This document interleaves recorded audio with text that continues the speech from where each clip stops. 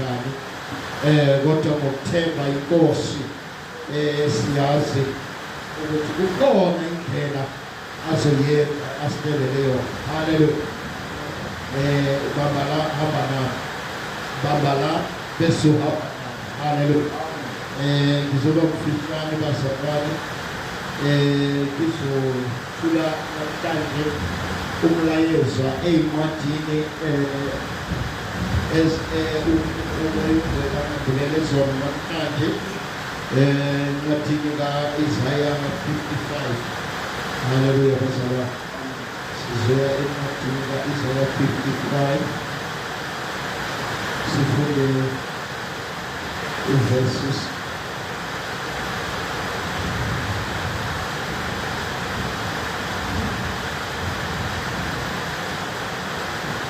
verses 10 and 11. Isaiah 55. Hallelujah. 10 and 11. Isaiah 55, 10 and 11. Sizothola incwadi yethu ku-Isaya chapter 55 siqale verse 10. Ngokuba njengokwehla kwemvula neqhwa ezulwini kungabuyeli khona, kepha kunethisa umhlaba, uwenze ukuba uthele, uhlume, unike ohlwanyelayo imhlwanyelo, nodlayo isinkwa. 11. Liyakuba njalo izwi lami eliphuma emlonyeni wami. Tshela uMakithi Maki. Kuyakuba njalo. Awufunde uverse 11. Uthini kuyakuba njalo? Kuyakuba njalo izwi lami. Kuyakuba njalo izwi lami. Hallelujah. Ulifanisa uthi lokho kwenzeke kuverse 10. Nakanjalo izwi lami. Thubeka baba. Kuyakuba njalo izwi lami eliphuma emlonyeni wami. Alikubuyela lingakafezi lokhu engikufunayo. Liphumelele kulokhu engilithumele kukho. Ake umphendule vele funa simuzwe kahle.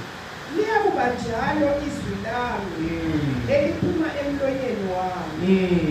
Alikubuyelaze lingakafezi lokhu engikufunayo. Liphumelele kulokhu engilithumele kukho.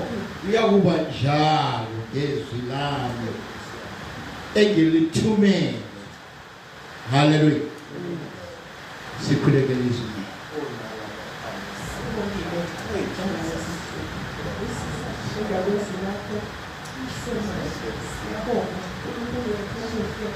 Ukufezeka kwezwi lakho kuthina egameni nasegazini likaJesu Kristu waseNazaretha. Hallelujah. Glory to Jesus. Ngaphansi kwesihloko se-House of Faith Ministry esithi sona walk in power. Hallelujah. That God gave you, or walk with the power that God gave you. Hallelujah. Glory to Jesus. Now, isihloko esizohamba ngaso namhlanje ile sihloko sona esithi walk in his way. Hallelujah. Walk in his way so that you may size mvangeli size mfundisi. Isihloko sihamba ngaso sithi walk in his way mawuqhubeka naso so that you may not. Hallelujah. Hallelujah. Walk in his way so that you may not be harmed. Glory to Jesus. Glory to Jesus. Kancane nje lesihloko sisukela endabeni kulama verse umvangeli uNkosi nathi bekashumayela ngawo on Sunday lapho umoya ingcwele bomlindela kundaba yaka Petru to say uthi he was walking in faith, and when he was called to come by Jesus after he confirmed uthi he was not walking on water but he walked in waves. Hallelujah. Kamanye makama makehle mkhumbini wayenganyathela amanzi ngoba kungeke kanyathele hamba phezu kwamanzi ngabe ushwabela ngabe uminzi kodwa ngoba bekahamba phezu kwamanzi ingakwazile ukuhamba ngoba ephokophele bheke uJesu lo ophiphe amanzi wokuthi woza. Hallelujah. But it took him again to concentrate says, hallelujah, not to focus. Kulesimo bekabhekene naso wasithola sekamisa kumenzeka nawe utofocus so usithola umisa ungabuyela uhambe phezu kwamazwi akhe namhlanje uthi so also will be my words that I speak. It will not fail to do what I plan for it. Hallelujah. It will not fail. In other words, God's word will never fail you. So kumele sihambe emazwini aphuma emlonyeni kaNkulunkulu.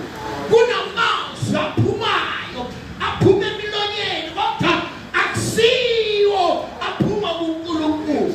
Ukhuluma uyayicacisa ukuthi therefore you will survive if you can walk on the words that comes out of my mouth as God. Hallelujah. Hallelujah. What he come, it's I, Jesus. Hallelujah. So now he summoned him to say, come to me because I have spoken out of my mouth. Hallelujah. So when Unkulunkulu at no weapon fashioned against you that shall prosper, as it is like a rain and the snow that comes from heaven to water the earth. There's no way that the rain that God has released, as it rains right now, the waters can change the direction back to heaven without reaching the earth. Hallelujah. Ubekisa la uNkulunkulu khuluma ngomlomo kaProfethi Isaiah. Ubekisa ukuthi whatever I have declared upon your life will remain because I have declared upon someone's life. I have declared upon a certain situation. There's no way I knew before that situation circumstances will be there, but I, the Lord, what I have declared, it will water your life. What I have declared about sickness and diseases, I have declared it will water your life.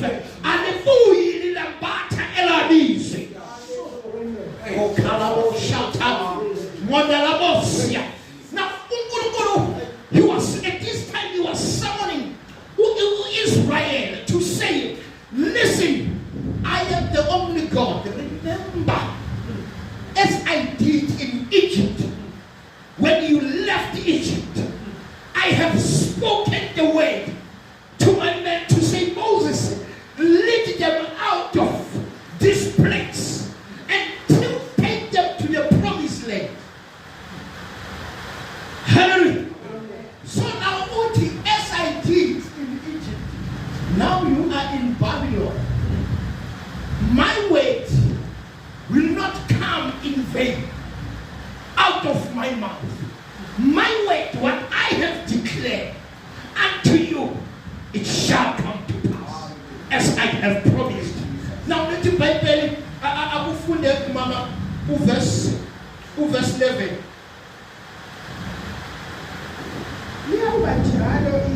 Okay, before awuqale u10. Ngokuba njengokwehla kwemvula leqhwa ezulwini. Yes. Kungabuyeli khona. Kepha unethisa umhlaba. Kuwenze ukuba uthele, uhlume. Unike ohlanyelayo inhlanyelo, nodlayo isinkwa. Now ibambe lapho. Asiye ku Isaiah verse 40. Verse 40. Chapter 40. Isaiah chapter 40. Hallelujah. Uti, my word is like the snow and the rain that come down from the sky to water the earth. They make crops grow. Now listen. And provide a seed for planting and the food to eat. Now, as for 7 and 8, 40, Isaiah 7 and 8. Now, sithola uNkulunkulu lana kuletha isimo semvula. Ukuthi mangidedele imvula ize izonetha. Akwenzeki ukuthi ibuyele emuva.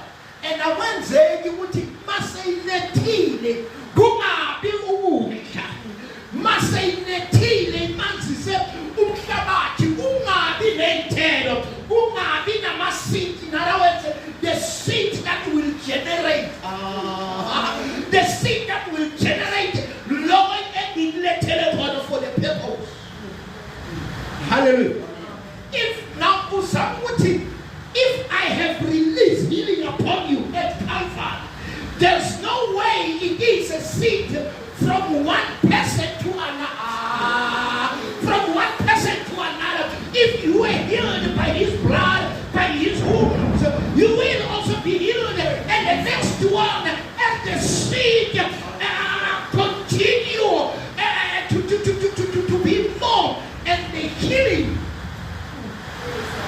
will continue to each and every one. I have released the blessing. I have released the blessing. There's no way that the blessing can temper. There's no way that what I have released, when I summoned Abraham to say, listen, and there's nations that is going to come out to me the is let's say. Hallelujah. The Puma is let's say.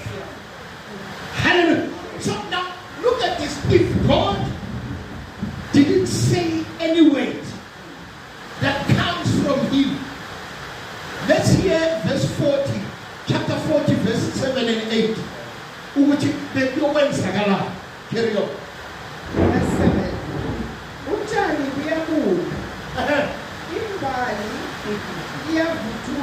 iyavuthuluka. Yes. Ngokuba umoya kaJehova uyaphephetha kuwo. All right. Now the grass withers and the flower fades when the Lord sends the winds to blow over them. People are no more enjoying the grass. Hallelujah. So if verses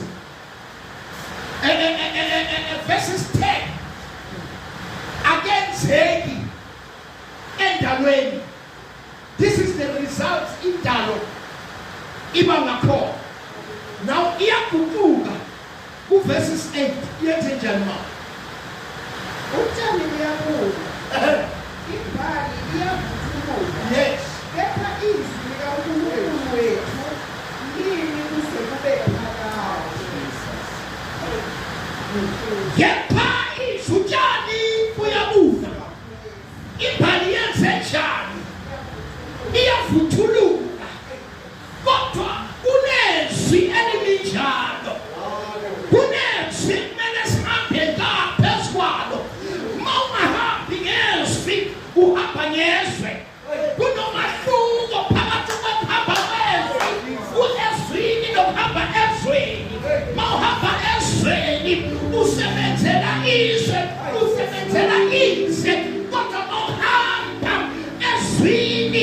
ufana nemvula ethelayo ethola umhlaba womile.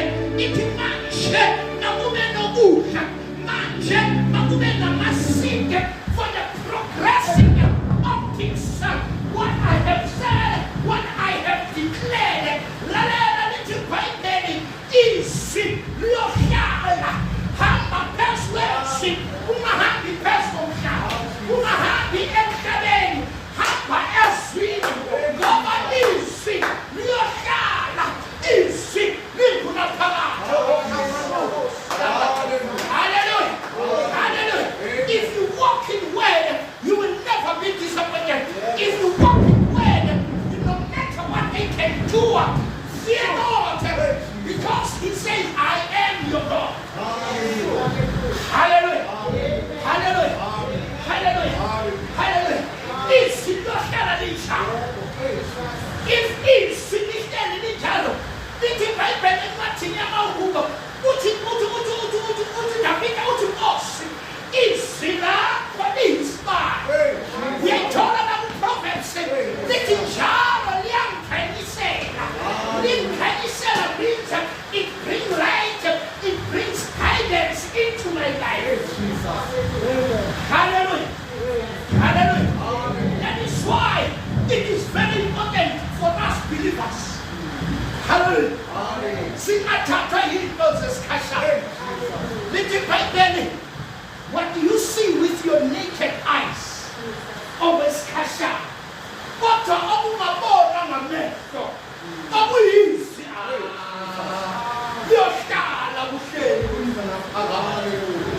Hallelujah. Hallelujah. Hallelujah. So now in times of battle, remain as we. In times of trouble, shall as we. In times of battle, shall as we. God is the king. Is the for king. Hallelujah. Hallelujah. Now, when the rain and the snow comes down, now his way, when it comes down, the way, to walk in the way, not walk in the world, because when you walk in the world, you are pleasing the God of this world, who is Satan himself. Hallelujah. Hallelujah. Hallelujah. What you call? We don't walk by sight, but we walk by faith. And when you are walking by faith, you are walking in ways, not in the world. Hallelujah. Hallelujah. Hallelujah. When you walk in the way, you will not be harmed. Little by little, they walk out of Egypt into the promised land. Remember,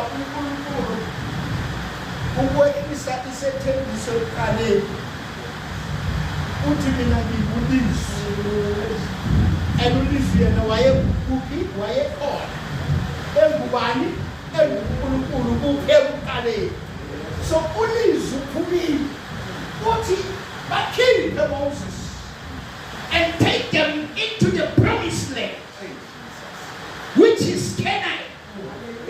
Between his word of promise, between the rain and dew that comes out of his mouth, to what he promised. Not anything that will happen yet. Never focus, but focus in my way to say, I have sent Moses out of Egypt into promised land. I know things will happen, but I am in charge. Hallelujah. Hallelujah. I am in charge. My words are in charge of the situation. The presence of my word is my presence. Hallelujah. Hallelujah. The presence of God's word, it is his presence. Hallelujah. Hallelujah. Glory to Jesus. Hallelujah. Glory to Jesus. Hallelujah. Glory to Jesus. Magabo Jehovah. Magabo. way.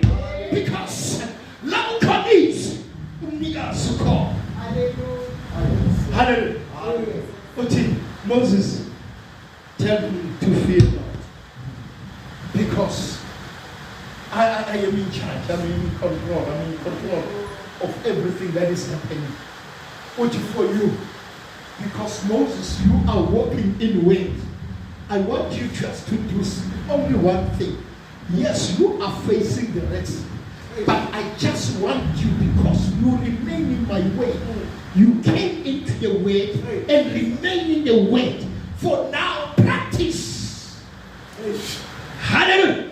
Makwana is tell says, God talks ya call on a church. Makmena mwana is tell us balegelesi.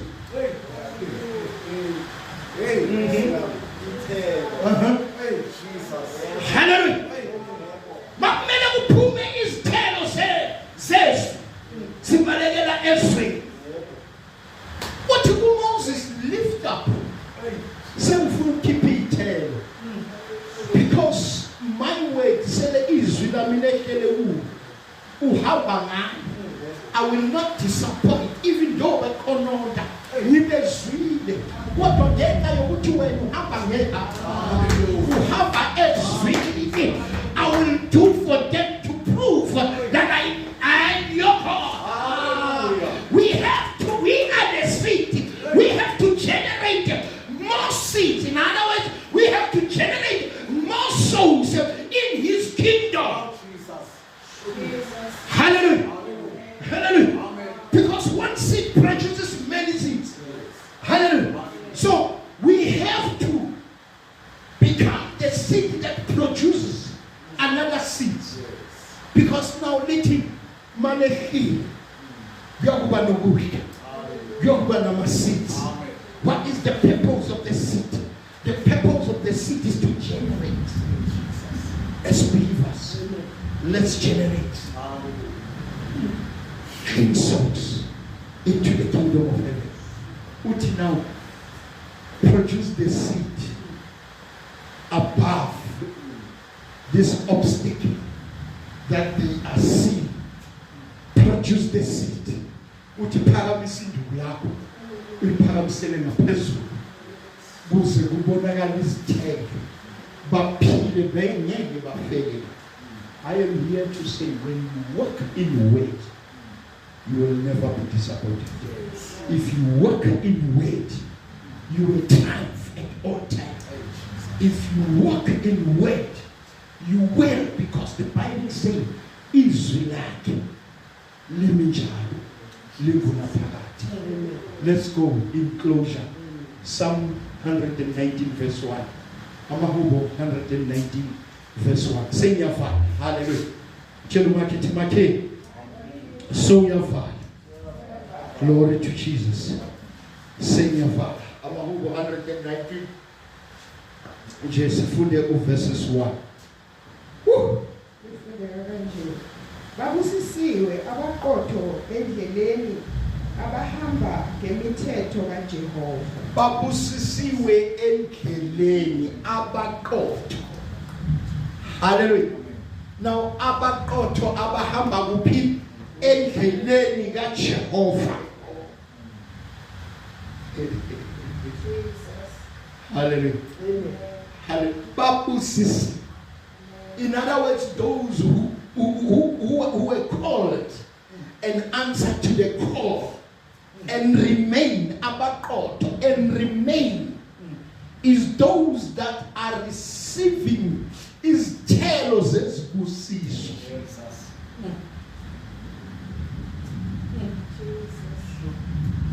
The other version says, blessed are those who walk. Others, they say, blessed are those who remain in his way and who are faithful. Hallelujah. So now the faithfulness comes to those who remain, who will never deviate because of situation, who will never leave their position because it's the most beginning us. Blessed are those who walk. in His word. Can we all stand as we are going to pray tonight? I am saying, Mama ngicela ungayivali. Verse 11 uyangibusisa bazalwane. Ngicela sihambe nalo verse 11. And now remember the Bible says, if you meditate, Joshua, if you meditate by this word day and night, hallelujah, day and night, uhlala ezwini ngoba izwi lakhe lingunaphakade. Lithi iBhayibheli, you shall prosper. Hallelujah. Amen. Don't deviate. You'll find prosperity. You'll fall into the wrong hands. Don't go into the world. Jesus Christ has paid the price for the world, for you to remain, to be embedded in the word. Yes. Verses 11. Akusiphinde. Liyakuba njalo izwi lami eliphuma emlonyeni wami. Liyakuba njalo eliphuma emlonyeni wami. Aliyikubuyelaze kimi. Lingakawufezi lokhu engikufunayo. I want someone to say tonight, in whatever challenge you are facing, in what you are, you desire, what is your heart desire, go to the Lord and say, Lord, give me ezwi lakho. Give me emazwini akho. Ngoba ushizo wena ku 40 verse 8 ukuthi izwi lakho liyohlala njalo. Liyizwi liyohlala njalo. Selifikile kithi, we have to live by word. Hallelujah. Which is faith in God. Tubeka uthini? Maso tubeka. Liphumelele kulokhu engilithumele kuwe. Liphumelele yilokhu engenze njani? Engilithume kulo. Umprofeti uveza ukuthi whatever God has declared upon each and every individual's life, ngiyophumelela empilweni. Abathakathi bathize ngeke uzuphumelela. Abathakathi bathize ngeke. Today, tonight, I declare to say, izwi likaNkulunkulu lithi liyokuphumelelisa. Bethanda liyokuphumelelisa.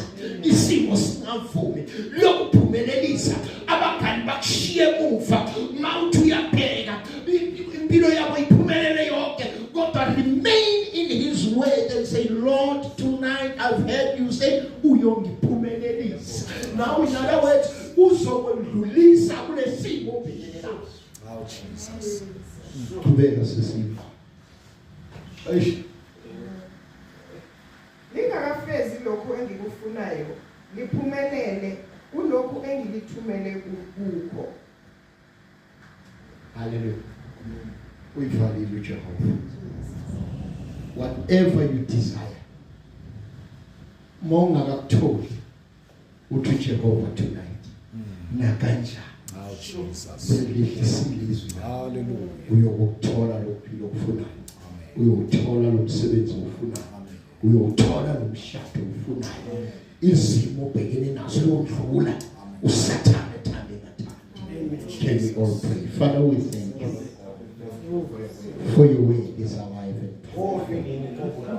Baba, namhlanje Nkosi ngibuyisana nezwi lakho Nkosi, ngoba lishilo izwi lakho Nkosi ukuthi uNkulunkulu onamandla yilabo abaqotho kwehlele isibusiso, yilabo abohamba ngezwi lakho bayawuphumelela, yilabo abahlala ezwini lakho Nkosi. Sowudedelile Nkosi, njengemvula Nkosi osehlisele yona namhlanje uNkulunkulu onamandla, ifikile emhlabathini uNkulunkulu ophilayo. Baba, siyazi ukuthi ngaphandle kwezwi lakho, Heavenly Father, we were going to be wither. uNkulunkulu onamandla, uNkulunkulu ophilayo, besiyobuya Nkosi, kodwa wena sowuthumele izwi lakho. Ingakho uNkulunkulu onamandla sihlala siphila njalo uNkulunkulu uNkulunkulu ophilayo phakathi kwezitha. uNkulunkulu onamandla basibalele izinhlungu zokuphila. Kodwa wena usivikele ngegama likaJesu Kristu waseNazaretha. uNkulunkulu onamandla, Jehova Jireh, Jehova Nisi, Jehova Elohim, Abba Father, izwi lakho liphumile Nkosi, izethembiso zakho zibuyelwe empilweni zethu. uNkulunkulu onamandla siyabonga uNkulunkulu ophilayo. Heavenly Father, restore our lives. We believe in you, O Lord. Restore our ministry in the name of Jesus. Heavenly Father, restore our finances. Restore uNkulunkulu ophilayo in the mighty name of Jesus Christ. Imisebenzi uNkulunkulu onamandla, uNkulunkulu ophilayo uShizwe lakho ukuthi asiyiswela. uNkulunkulu ophilayo, if we walk in your way, uShizwe uNkulunkulu onamandla ukuthi izwe lizowukelela kithi, bazawubuya kithi, bazoboleka kithi, ngoba wena uShizwe uNkulunkulu onamandla. Siyabonga dola siyabonga sona nini Baba izwile mawuthi kuPetro come, it's I Jesus uNkulunkulu ophilayo. Wehla wezwa kuwe, wehla wahambe ezwini lakho uNkulunkulu onamandla, ehambe nezwi lakho, wanaka womhlaba, wanaka izimo zakhe uNkulunkulu ophilayo. Uthe sashona Nkosi, wakhala kuwe Nkosi, nanamhlanje kungenzeka uNkulunkulu ophilayo. Singena kuwena siyakhala, sihambe emenzelo, sihambe uhambe uPetro alihambile Nkosi, kodwa siyakhala namhlanje sibuyisana nawe ngegama likaJesu Kristu waseNazaretha. Father, we thank you, O Lord God Almighty. We praise you, we worship you, honor you, we magnify, O Lord God Almighty. Litizwi lakho indlela nokuphila uNkulunkulu onamandla, Jehova Jireh, Jehova Nisi, Jehovah Elohim, Abba Father, in the mighty name of Jesus. Thank you, Father. Thank you, Son. Thank you, Holy Spirit. In Jesus' mighty name. Oh, thank you, Mondandela. Oh, Tekalamata. Ulaneba Bosi, Italika, Limonde Kulataka, Israel Siata. In Jesus' name. Everybody say amen. Amen. And the silent with Jehovah is. Hallelujah.